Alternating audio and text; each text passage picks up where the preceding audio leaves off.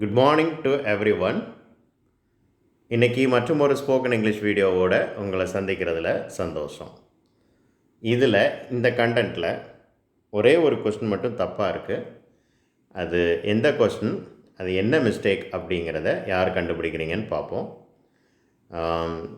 ஒரு வேளை இப்போ கண்டுபிடிக்க முடியல அப்படின்னா இந்த வீடியோவை ஃபுல்லாக வாட்ச் பண்ணால் கடைசியாக உங்களால் என்ன கொஸ்டின் தப்பு அப்படிங்கிறத கண்டுபிடிக்க முடியும்.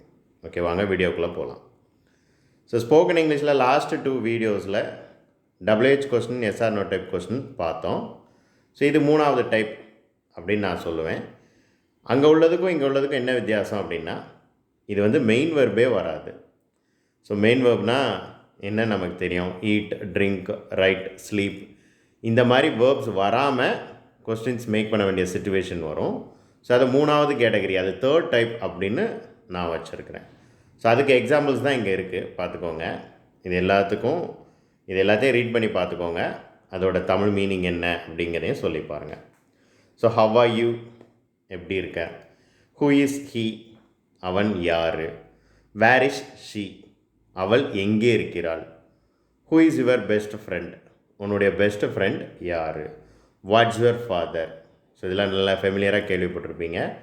மீதி இருக்கிற எல்லா கொஸ்டினையும் ரீட் பண்ணிக்கோங்க.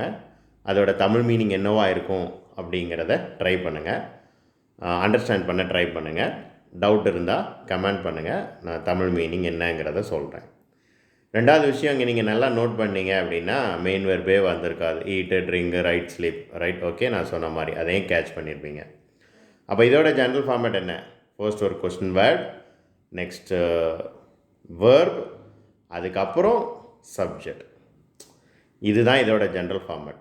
ஸோ மறுபடியும் சொல்கிறேன், ஃபர்ஸ்ட்டு கொஸ்டின் வேர்டு தான் வரணும், 2வது வேர்பு வந்துடணும், கடைசியாக என்ன இருக்கணும், சப்ஜெக்ட் இருக்கணும். ஸோ இந்த வேர்புன்னு நான் சொல்லும்போது இந்த வேர்பில் என்னெல்லாம் வரலாம், நம்ம ஃபர்ஸ்ட்டு ஸ்டார்டிங்கில் பார்த்துருப்போம். Auxiliary verb is, was and were, இந்த மாதிரி வில், இந்த மாதிரி உள்ள ஒரு ஆக்ஸிலரி வேர்ப்ஸ். ஸோ இந்த ஆக்ஸிலரி வேர்ப்ஸ் மட்டும்தான் இங்கே வரும். ஸோ இப்போ நீங்கள் இங்கிலீஷில் என்ன கொஸ்டின் வேணாலும் கேட்கலாம். அந்த கொஸ்டின் இந்த 3 கேட்டகரியில் ஏதோ ஒரு கேட்டகரியில் தான் இருக்கும். இப்போது உங்களுக்கு ஒரு சில கஷ்டமான கொஸ்டின்ஸ் இருக்கலாம். அதை நீங்கள் கமெண்டில் டைப் பண்ணுங்கள். அதை இங்கிலீஷில் எப்படி ட்ரான்ஸ்லேட் பண்ணணும் அப்படிங்கிறத நான் சொல்கிறேன். இதுக்கு மேலே வேறு எதுவும் டவுட் இருந்துச்சுன்னா கமெண்ட் பண்ணுங்கள், அதையும் நான் கிளியர் பண்ணுறேன். ஸோ கொஸ்டின் ஃபார்மேட்ஸ் முடிஞ்சிச்சு. இனிமேல் இதுக்கு அடுத்த கான்செப்ட், அடுத்த வீடியோவில் இதுக்கு அடுத்த கான்செப்ட் மூவ் ஆகும். தேங்க்யூ.